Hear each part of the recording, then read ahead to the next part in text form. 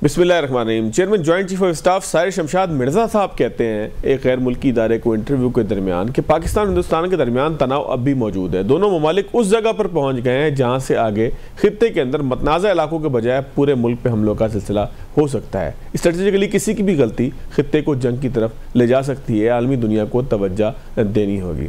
वज़ीर पाकिस्तान भी दौरा मुकम्मल करने के करीब हैं। 6 ममालिक तक उनका दौरा इस वक्त तक जो है वो पहुँच चुका है। दोस्त ममालिक में वो गए, पाकिस्तान का मौक़िफ़ पहुँचाया, मुख्तलिफ़ कॉन्फ्रेंस में शिरकत की। अब जो है वो सुना है कि उनके वापसी का सफ़र कुछ दिनों में शुरू हो जाएगा। इसके साथ साथ जायज़ा लेंगे आज के प्रोग्राम के अंदर इन 2 बातों के अलावा कि पाकिस्तान तहरीक इंसाफ जिस चौराहे के अलावा 10 राहे के ऊपर खड़ी है कि जहाँ बहुत सारे रास्ते उन्हें नज़र आते हैं, लेकिन वो तय करने से कासिर है कि उन्हें किस रास्ते का इंतखाब करना है।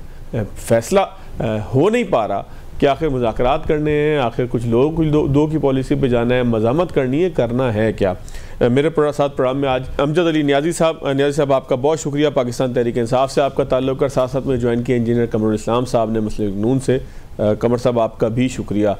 कमर साहब आप भी फरमाइएगा, पाकिस्तान तहरीक इंसाफ महसूस होता है कि किसी दोराहे के ऊपर खड़ी है।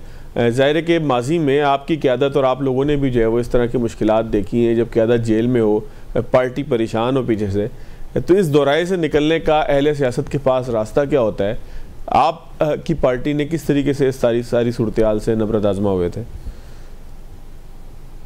देखें, ये बिल्कुल इसमें कोई शक नहीं है कि इस वक्त एक दोराहे पे खड़ी है, लेकिन उसमें उसका जो बुनियादी वजूहात अगर आप तलाश करें तो वो पार्टी के अंदर हैं, बल्कि पार्टी की सीनियर क़यादत के अंदर है। मुझे ये ज़ेब मुनासिब नहीं लगता कि मैं किसी दूसरी जमात की अंदरूनी पॉलिटिक्स को डिस्कस करूं, लेकिन बहरहाल ऐसे ही है। हमारा भी एक टाइम था, अभी न्याज़ी साहब जेल की बात कर रहे थे तो मुझे भी वही इसी किस्म के जो 10-12 महीने थे, इसी शदीद गर्मी थी, शदीद सर्दी थी, तीनों मौसम देखे थे और क़यादत भी जेल में थी। लेकिन उस वक्त शायद आपने देखा होगा कि इस किस्म के दोराहे का इशू नहीं था। जो असम्बली में हमारी हुकूमत में अपोजिशन के रोल में जो हमारी थी पार्टी या इत्तेहादी, हमारा एक ही रोल था और हम वहाँ पर अपोजिशन का किरदार अदा कर रहे थे और एक ही बात हम कह रहे थे कि जी पाकिस्तान को आगे लेके जाना है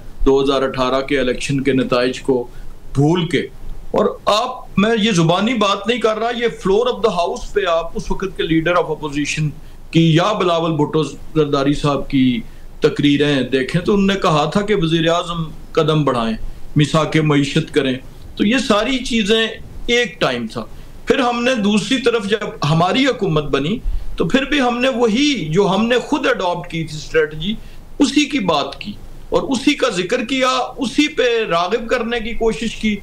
फिर एक टाइम आया जब मुज़ाकरात शुरू हुए, नॉमिनेशंस हो गई कमेटीज़ की, वो कमेटीज़ बैठी लेकिन फिर वो यकतरफा तौर पर विड्रॉ हो गए। तो अब जो हालात हैं आज के कि एक तरफ आप देखें ये जो कल परसों बयान आया था अलीमा खान साहिबा का, फिर उसके बाद चेयरमैन पीटीआई का बयान आया, फिर बानी चेयरमैन के हवाले से कुछ बातें कुछ और लीडर्स ने की।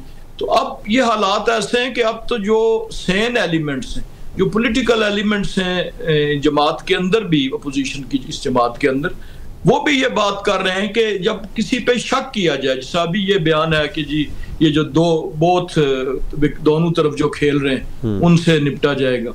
जब सिंसियर वर्कर्स पे, सिंसियर लीडरशिप पे कि जिन्होंने तकलीफें उठाई, मिड जो टीयर लीडरशिप है। लेकिन कमर साहब आप लोग तो एंजॉय कर रहे हैं ना, आप लोग तो एंजॉय कर रहे हैं ना मुखालिफ पार्टी की सूरत हाल को। जी ऑब्वियसली जी, जब देखें अपोजिशन अपने रास्ते से हटती है और वो हुकूमत के लिए कोई प्रोस्पेक्टिव खतरा नहीं बन पा रही होती या अपनी स्ट्रेटजीज की वजह से वो उस अपनी जो हुकूमत के लिए खतरा बनने की काविश है उसमें नाकाम होते हैं, तो ऑब्वियसली ये हक होता है हुकूमत का कि वो उसको लफ्ज जो भी दे दें, एंजॉय करे या रिलैक्स फील करे या ज्यादा जो है वो पीस ऑफ माइंड के साथ जो है वो मुल्की मामलात पे ज्यादा टाइम दे। थ्रेट कितना फील करते हैं कमर साहब, थ्रेट कितना फील करते हैं अगर पाकिस्तान तहरीक इंसाफ किसी कुव्वत के साथ आती है, जैसा कि महसूस होता है कि वो दोबारा एक दफ़ा कोशिश करने वाले हैं शायद किसी तहरीक चलाने की, तो कितना खौफजदा होते हैं इस सूरत हाल को देख के? देखिए, खुशफहमी का मुजाहरा कभी भी नहीं करना चाहिए, ना हम इसके आदी हैं, प्रैक्टिकल पॉलिटिक्स करते हैं। लेकिन आप देख लें कि ये एक ढलवान का सफर रहा है तहरीक इंसाफ की अपोजिशन की सियासत का। यानी जो 2022 में थी अपोजिशन का, जिस तरीके से वो कह रहे थे कि आएंगे, आते हैं, वो अगर करते जाएं और हर अटेम्प्ट को देखें तो वो डिमिनिश हो रही है, वो स्क्वीज होती गई। और अब तो ये हालात हैं कि इसके बाद कि जब अब देखें इस वक्त कौन सी, अगर सिर्फ इसी नुक्ते को, एक मुहिब्बे वतन शहरी, मुहिब्बे वतन पाकिस्तानी, इसी नुक्ते पे आ जाए कि इस वक्त वो कौन से दो ताकतें कह लें, दो साइड्स हैं कि जो ये मुतालबा कर रही हैं, कह रही हैं, अपील कर रही हैं कि उठ खड़े हूं हुकूमत के खिलाफ। एक, हमने 3 दिन पहले नरेंद्र मोदी की स्पीच सुनी कि जिसमें उसने कहा कि पाकिस्तानियों, और बिलखसूस आप गौर करें, नौजवानों किसके मुंह से निकलता है, उठ खड़े हो पाकिस्तान की हुकूमत के खिलाफ। लेकिन उसी सांस में साथ वो एक और भी हज़यान कह गए कि जी रोटी खाओ वरना गोली तो है। अब एक तरफ वो अपील कर रहे हूं और दूसरी तरफ यहां पे अपोजिशन एक ऐसे टाइम में जब जंग अभी खत्म नहीं हुई, भारत जो है वो अभी उसी हज़यान का जो है वो मुजाहरा कर रहा है, तो उस वक्त में अगर एक मुहिब्बे वतन पाकिस्तानी इन दो अपीलों को पढ़ेगा, देखेगा, तो वो कहां पे लाइन टो करेगा, वो कहां पे नॉट ड्रॉप करेगा। तो ये बुनियादी तौर पर इस वक्त ये और ज्यादा, यानी जिस एतमाद की तरफ आप कह रहे हैं, हमें ज्यादा पूरे एतमाद ये चीज कर रही है कि ये टाइमिंग की सिलेक्शन की भी उनकी मुनासिब नहीं है। बिल्कुल ठीक है तहरीक के लिए। अमजद साहब, सर आप क्या कहते हैं? एक जानिब शौकत यूसुफजई साहब कहते हैं कि एक लावा पक रहा है, पार्टी के अंदर एक लावा पक रहा है, एक इख्तलाफात हैं। अलीमा खान साहबा कुछ कहती हैं, जवाब में हम देखते हैं कि बैरिस्टर गौहर साहब की तरफ से कोई और लाइन आती है। मतलब पार्टी में जितने लीडर हैं हर किसी की एक अपनी अपनी लाइन है, बल्कि आप यूं कह लें कि जिसको खान साहब तक एक्सेस है कि उनसे जाके जेल में मिले, वो आकर अलग ही बात करता है बिल्कुल।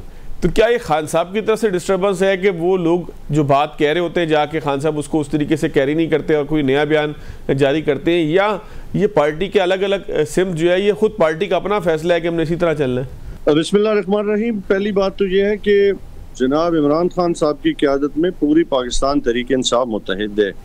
अब इसको अगर कोई तोड़ मोड़ के बयानों को चेंज करते हैं, ट्विस्ट होती है, यही तो हमें बड़ा सबसे मसला है कि हम कह रहे हैं कि हमें जो मीडिया के सामने है या हमें अवाम के सामने जो है वो हमें आज़ादी दी जाए कि हम मीडिया के सामने भी जब हम बात रखें तो हमें, आपको पता है हमारे साथ क्या होता है, इसी तरह के साथ हम जब पूरा पीस ऑफ माइंड के साथ जानना चाहते हैं अवाम के पास तो भी आपको पता है हमें रोका जाता है।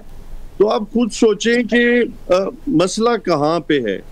और जो फॉर्म 47 की गवर्नमेंट है, जो पार्ट 2 है इस वक्त 2022 से लेके, अब वो फर्स्ट फेज था इनका, पार्ट 2 अब जो है वो अभी इनका चल रहा है 2024 से लेके, जिसमें अवाम ने तो अपना बयानिया बता दिया है कि जनाब हम तो खान साहब के साथ खड़े हैं, 200 सीटों के साथ जिताया पाकिस्तान तहरीक इंसाफ को।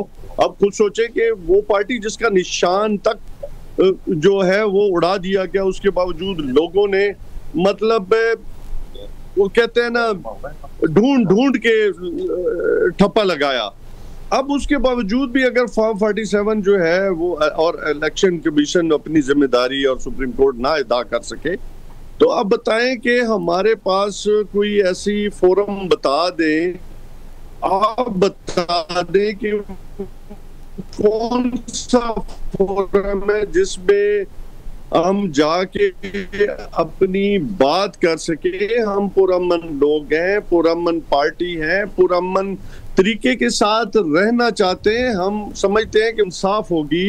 ये जो बयानिया करते हैं ना जी कि 2022 से पहले मुस्लिम लीग कायल थे, क्या उनको अदालतों से रोका जा रहा था? क्या अदालतों के अंदर इनको वो मसाइल थे जो आज जेलों के अंदर हमारे लीडरों को, हमारे लीडर इमरान खान साहब को जो मसाइल आ रहे हैं, क्या इनको वो मसाइल थे? नहीं।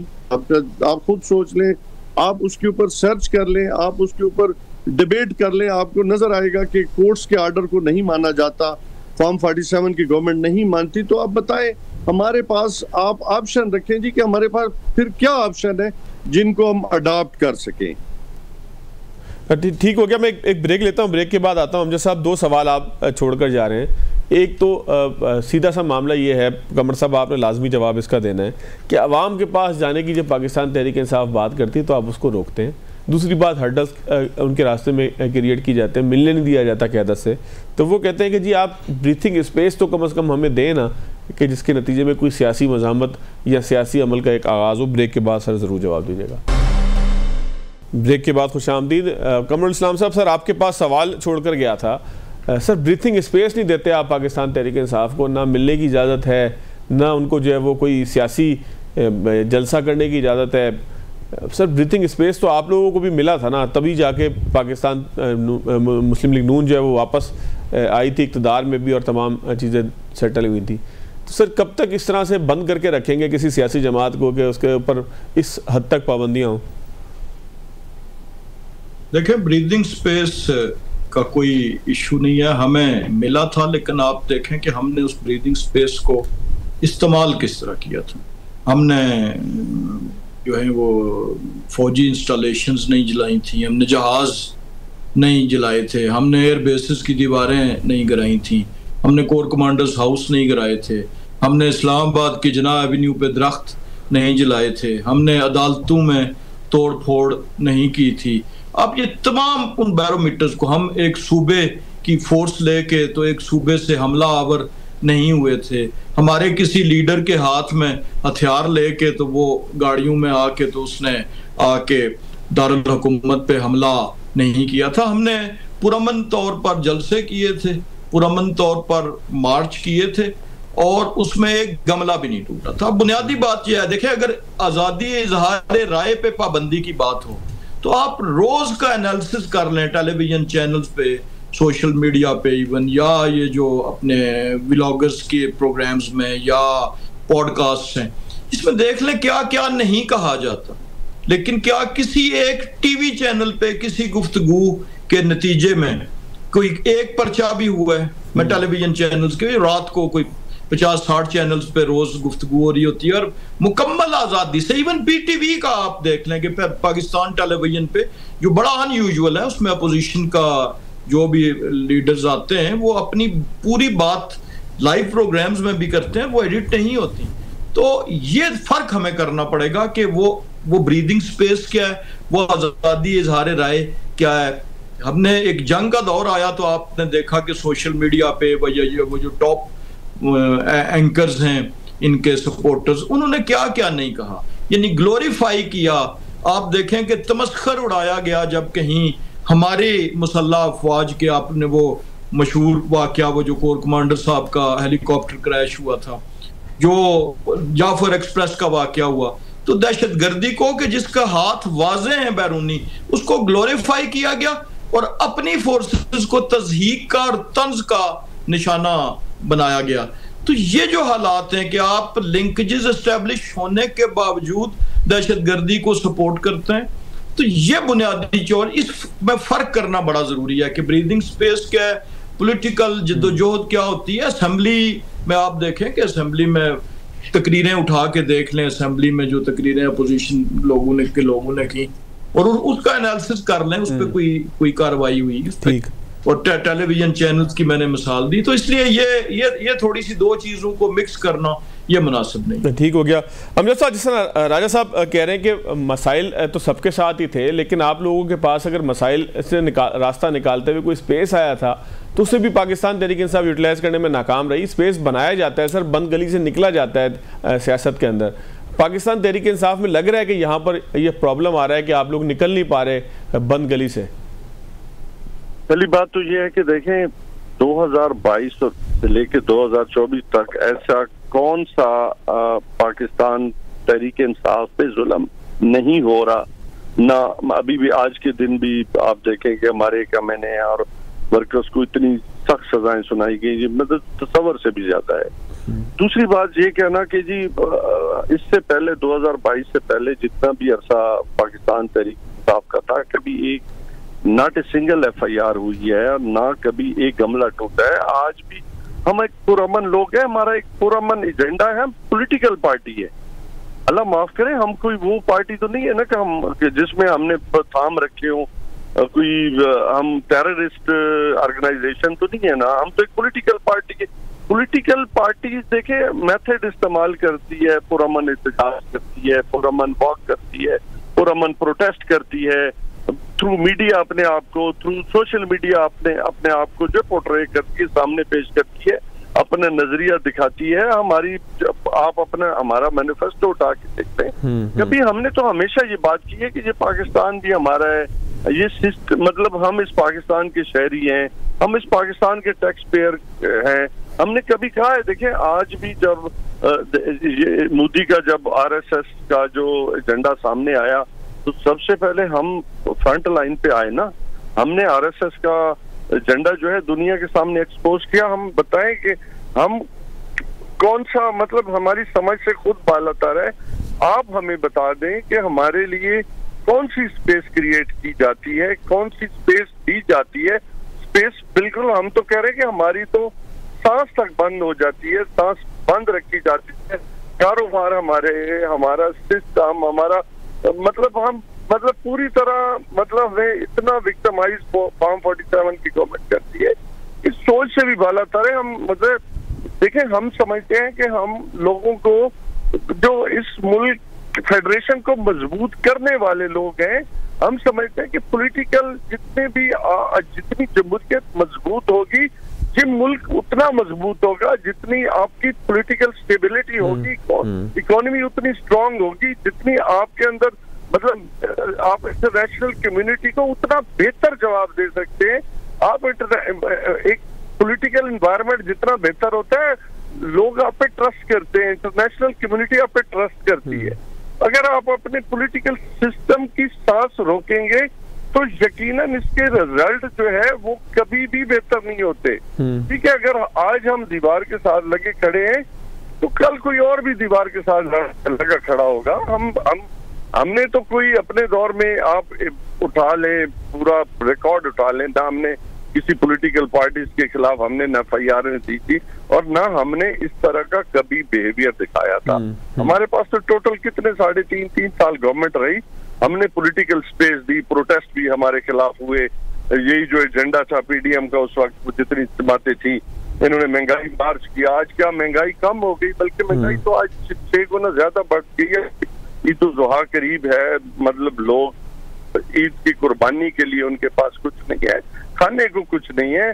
किसान जो है वो रुल गया है, प्रैक्टिकली रुल गया है गंदम में। इससे पहले जितनी भी क्रॉप्स आई हैं उसमें उसको कीमत ही नहीं मिली। आपकी पेस्टिसाइड की, आपकी खादों की कीमत जो है वो कहाँ से कहाँ चली गई। क्या आपने वहां पे, अच्छा बिजली है कितनी महंगी होगी है, गैस कितनी महंगी होगी है, आपकी मतलब जो रोजमर्रा की चीजें हैं, क्या कहीं पे आपको रिलीफ नजर आता है? हमें हटाने के बाद नहीं आता। हमने उस वक्त भी कहा था, लार्ज मैन्युफैक्चरिंग इंडस्ट्री आपकी बैठ गई, आपकी टेक्सटाइल बैठ गई, आपकी टोटल इंडस्ट्री बैठ गई। आप किधर जा रहे हैं? अगर अभी भी आप में अकल नहीं है तो फिर देखिए आपकी अकल पे मातम ही किया जा सकता है ना। अमजद साहब, आपकी बात जो है वो मैं उसका चाहूँगा कि ज़रूर कमर साहब से जवाब लो। कमर साहब, बात तो दुरुस्त कुछ महसूस होती है ना तहरीक इंसाफ की, ब्रीथिंग स्पेस का इशू तो रहा है ना सर। वो कहते हैं कौमी मामलात में हम आपके साथ खड़े हुए हैं, महंगाई के हवाले से आप भी एहतजाज करते थे, लेकिन इनको कुछ महसूस ही होता है कि कुछ जबर का एक मामला भी साथ है। तो जबर सिर्फ 9 मई से मुताल्लिक है या सर वैसे भी रहेगा इनके ऊपर? नहीं, 9 मई के तो केसेस हैं जी, 9 मई के केसेस हैं और वो केसेस इंडिपेंडेंट चलेंगे, कानून और आइन के मुताबिक चलेंगे। तो इस लिहाजा अगर ओवरऑल किसी भी सियासी मामलात को 9 मई से मुंसलिक करने की कोशिश की जाए तो वो मुनासिब नहीं होगी, क्योंकि 9 मई एक ऐसा वाकया था, सियाहत तरीन वाकया था, और उसके बाद भी कोई किसी तरफ से कमी नहीं रही, ना 9 मई से पहले रही है। तो बुनियादी तौर पर देखें ना, अब मिक्स अप कर देना चीज़ों को, किसानों का एक सेपरेट इशू है, उसको हुकूमत पंजाब भी और फेडरल गवर्नमेंट भी अपनी लेवल पे देख रही है, उनके लिए मुख्तलिफ इंटरवेंशंस लाई जा रही हैं। महंगाई का एक अलग इशू था जो कि इस वक्त इंडिपेंडेंट स्टैटिस्टिक्स बता रहे हैं, मैं नहीं कह रहा ना मेरी बात को माने, कि महंगाई की जो रेट ऑफ इन्फ्लेशन था वो कितना कम हुआ। आप देखें कि स्टेबिलिटी आई अपना फॉरेन एक्सचेंज रेट्स में, और दीगर चीजें, तो वो तो एक इंडिपेंडेंट चीज है। अब हम इस वक्त बात कर रहे हैं कि जिस पे ब्रीदिंग स्पेस की बात हो रही थी, तो उसका तो आप जितने वाकयात देख लें, यानी सो मच सो के अदालत ने कहा कि जी आप को इनको इजाजत दे दी जाए, पुलिस हटा दी जाए और ये उसमें रेड जोन में नहीं जाएंगे, रिकॉर्ड का हिस्सा है। और फिर ये रेड जोन में गए, रेड जोन में तोड़ फोड़ हुई, सब कुछ हुआ और फिर अदालत के सामने कहा गया कि जी वो शायद हो सकता है ये इत्तला वहां पे ना पहुंची हो। तो यानी किसी जगह पे भी जो है वो इनके पास लॉजिक नहीं बनती। मैं ये नहीं कह रहा कि डिलिबरेट हुआ, हो सकता है कि कई दफा कंट्रोल नहीं रख सकती लीडरशिप अपने, या जो अपने हाथ से वायलेंट एलिमेंट्स बनाए होते हैं उन पे कंट्रोल नहीं कर पाते, या जो मिड टीयर इनकी लीडरशिप है वो अपनी आला क़यादत को जो है वो कन्विंस नहीं कर पाती कि कौन सा सियासी तरीका है जो लंबा तजर्बाकार। अब देखें कि तहरीक इंसाफ में जो सेकंड लाइन की लीडरशिप है वो बड़े तजर्बाकार लोग हैं, उन्होंने मुख्तलिफ जमातों में सियासत की है और वो इन सारी बारीकियों को और सारी नज़ाकतों को समझते हैं।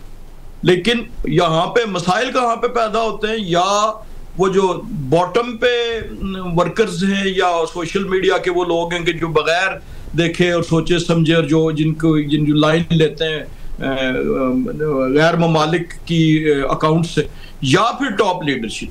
तो अब ये दरमियान में जो गैप आता है इसको कैसे फिल करती है, ये तहरीक इंसाफ के लिए सोचने का मकाम भी है। इसलिए कि अपोजिशन और मजबूत सियासी जमात और मजबूत सियासी जमातों का होना जमहूरियत के लिए बड़ा जरूरी है। जब वन पार्टी या इस टाइप की चीज आ जाए तो वो जमहूरियत के लिए बिल्कुल ठीक है, बिल्कुल ठीक है। कमर साहब मैं एक ब्रेक लेता हूँ, ब्रेक के बाद जब दोबारा आएंगे तो कुछ बात करेंगे। Chairman joint chief of staff जनाब साहिर शमशाद मिर्ज़ा ने कहा है कि भारत के साथ तनाव अब भी मौजूद है, गो कि अब पिछली तरफ जो है वो जाने का मामला है, यानी कि जो 23 अप्रैल से पहले की पोजीशन थी वहाँ पर जो है फौजें प्लेस हो रही हैं। क्या सूरत हाल बनेगी, ख़ास तौर पे जब वज़ीर-ए-आज़म पाकिस्तान एक तवील और तूफ़ानी सफारती दौरा करके वापस आएंगे? ब्रेक के बाद जायज़ा लेते हैं। ब्रेक के बाद खुश आमदीद। अमजद साहब, भारत के साथ तनाव मौजूद है और ये कहते हैं chairman joint chief of staff Sahir Shamshad Mirza साहब। मोदी साहब की धमकियां तो हम देख ही रहे हैं कि मुस्तकिल आ रही हैं। आज फिर उन्होंने इसी अज़म का अदा किया है कि पाकिस्तान में घुस के मारेंगे, पाकिस्तान को देख लेंगे, पाकिस्तान के साथ जो है वो गोली का जवाब, पता नहीं क्या क्या किस किस्म की वो बातें कर रहे हैं। दूसरे वज़ीर पाकिस्तान 6-7 मुल्कों के दौरे करके बस अब सुना है कि वापस आया ही चाहते हैं। सर, मकसद हासिल हो रहा है गैर मुल्की दौरों का और हिंदुस्तान के ऊपर एक सफारती प्रेशर बन रहा है? देखें, आप मोदी के जो डीजीपी है उसका जो मंशूर है, मैनिफेस्टो है, उसको आप उठा के देख लें। वो तो अपने मुसलसल जब से उनका दौरे हुकूमत आया है आरएसएस का, आप आरएसएस का नाम लेना, मोदी और उसने जो हिंदुस्तान का हुलिया बिगाड़ दिया है, तो उसको आप बहुत जब उसका मुताला करेंगे तो वो उस तरफ, वो तो ऑलरेडी आपके साथ हालत जंग में है पिछले कई वर्षों के साथ, आप पोजीशन उसकी ली हुई है। तो यही है कि देखें, अगर गवर्नमेंट, अगर ये फॉर्म 47 की गवर्नमेंट जो है वो, मैंने पहले अपने उसमें कहा कि ये इनकी तो नेशनल कम्युनिटी में कितनी से है ये आप बेहतर समझते हैं। अभी पिछले दिनों जब हमारे एक मिनिस्टर, मुझे क्लिप नजर आ रहा था, ऑक्सफोर्ड यूनिवर्सिटी में गए हैं, तो वहां पे इनको कितने उससे अलकाब से नवाजा गया या कितने कमेंट्स पास हुए, तो आप बेहतर समझते हैं कि नेशनल कम्युनिटी कितना वेट दे रही है, देगी। आपको बखूबी अंदाजा होना चाहिए। तो सबसे पहले जब तक पाकिस्तान के अंदर पॉलिटिकल कोई बात आ जाती है, इस्तेकाम नहीं आएगा, तो आपकी बात किस तरह इंटरनेशनल कम्युनिटी आपकी बात सुनेगी? आप लाइन अप नहीं होंगे तो कैसे चलेगा काम? ठीक हो गया। राय साहब, आप क्या कहते हैं? सर, 6-7 मुल्कों का दौरा है, उसके बाद हम देख रहे हैं कि अब मोदी की तरफ से तो मुस्तकिल ऐसे बयानात आ रहे हैं कि ऑपरेशन सिंदूर ख़त्म नहीं हुआ, तो ये तासुर लेना कि हालात बेहतर होंगे, जिस तरह से जॉइंट चीफ ऑफ स्टाफ ने भी कहा कि अब हालात बेहतर हो रहे हैं, ये किस हद तक दुरुस्त है और वज़ीर-ए-आज़म कितने कामयाब हुए हैं? जहां तक हमारी इस दफा की सफारती काविशों का और उनकी कामयाबी का ताल्लुक है, ये इंडिपेंडेंट सोर्सेज भी इस बात को एडमिट करते हैं कि ये पहली दफा की ये पाकिस्तान के ये वाली एक बैटल थी, जंग थी, जिसमें कि पाकिस्तान को जो है हर फोरम से हमायत मिली और इंडिया को उसके मुकाबले में नहीं मिली, जो कि अंदाजों के बरक्स है। मसलन यूनाइटेड स्टेट्स के प्रेसिडेंट ने जब बयान दिया तो उन्होंने कहा कि मैंने जंगबंदी कराई, एक तो उन्होंने ये क्लेम लिया, तो उससे साबित हुआ कि जंगबंदी कराने के लिए इंडिया उनके पास गया था। दूसरा उन्होंने कहा कि मैं कश्मीर समेत, देखें कितना बड़ा सेटबैक है इंडिया के उस मौक़िफ़ को जो 1973 के बाद शिमला मुआहदे के बाद पाकिस्तान भी उसका सिग्नेटरी है कि दोनों ममालिक बायलैटरल करेंगे और कोई तीसरा मुल्क को ये हक नहीं है। इंडिया का मौक़िफ़ ये है, पाकिस्तान का तो ये नहीं है। तो अमेरिकन प्रेसिडेंट ने अपने बयान में कहा कि कश्मीर समेत तमाम मसाइल को हमाल कराएं। ये इतना बड़ा सेटबैक था जिस पर अभी तक तिलमिला रहे। आप अजरबैजान का देख लें, आप ईरान का देख लें, आप टर्की का बड़ा वाज़े मौक़िफ़, चाइना ने पाकिस्तान की मुआशी और जो टेरिटोरियल है जुरिस्डिक्शन उस पे बारे में बड़ा वाज़े बयान दिया। और अपार्ट फ्रॉम दैट के जो टेक्नोलॉजी या दीगर चीज़ें चाइना की फौजी इमदाद की मदद से हमने उन्हें ज़मीन बोस किया। तो ये वहाँ पर कोई फॉर्म नहीं देखता, वहाँ पे पाकिस्तान की हुकूमत को, और अभी ये जो अभी दौरे हो रहे हैं वहाँ पे आप देख लें, लोगों के जज्बात देख लें इस्लामी ममालिक के, कि उन्होंने किस तरह अरब मुल्कों का सोशल मीडिया देख लें, उन्होंने पाकिस्तान की इस विक्ट्री को सेलिब्रेट किया। तो ये बहुत बड़ी कामयाबी है। अब यही असल में कसूर तो नहीं कहना चाहिए, लेकिन यही बुनियादी प्रॉब्लम है इनका कि ये उस चीज से बाहर नहीं निकलते। अभी तक ये फरवरी 2024 से बाहर नहीं निकल सके। अब इसी फॉर्म 47 का जो वजीर आजम था वो रात को 2 बजे उन्होंने जो है रिटेलिएट करने की इजाजत दी और पाकिस्तान की फौज ने रिटेलिएट किया और कामयाबी से किया और अगले चंद घंटों में दुश्मन को घुटने टेकने पे मजबूर कर दिया। फिर जब जंगबंदी की अपील आई थ्रू यूनाइटेड स्टेट्स तो फिर भी वही वजीर आजम था जिसको ये फॉर्म 47 का कह रहे हैं, वो स्विमिंग पूल में थे और वहां पे उनको इत्ला आई कि जी हम वो अब जंगबंदी चाहते हैं, तो उन्होंने इसकी इजाजत दी। तो लिहाजा इन बातों, यही वो बुनियादी वजह है कि जिसकी वजह से बातें आगे नहीं बढ़ रही और आज तहरीक इंसाफ इस दोराहे पे खड़ी होगी। तनाव से निकलने का क्या रास्ता है सर? भारत के साथ एक मुस्तकिल तनाव है सर, इससे निकलने का क्या रास्ता है? पाकिस्तान के पास कोई ऑप्शन है? जी देखें, पाकिस्तान के पास इसकी बहुत बेहतरीन ऑप्शंस हैं और पाकिस्तान ने उस ऑप्शंस का न सिर्फ इजहार किया बल्कि एक्सरसाइज की, रिस्ट्रेंट एक्सरसाइज किया पहले हमले के बाद और कहा कि अगर भारत मजीद एस्केलेट नहीं करेगा तो हम नहीं करेंगे। दूसरी दफा जब उनके ड्रोन्स आए तो फिर पाकिस्तान ने उसको जो है वो अपना रिस्ट्रेंट एक्सरसाइज किया। तो पाकिस्तान ने तो सोल्यूशन दिया।